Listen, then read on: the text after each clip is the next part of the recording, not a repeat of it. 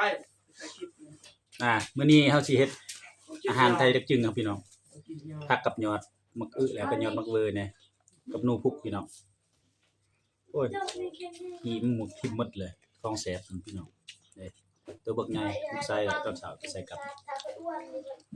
มาเฮ็ดอันนี้ผักเอา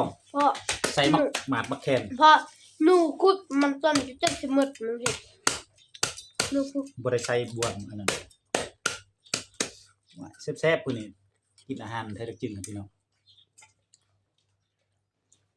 ตาละเลย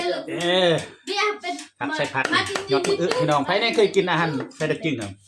ผักตัวนูกับยอดมะอึเลยคนกับยอดเวอร์คอมเมนต์มาใครได้เคยกินอาหารยุคเก่าสิพี่น้องแซ่บๆนี่ว่านี่ก็ไปจุต่อไปกินหมด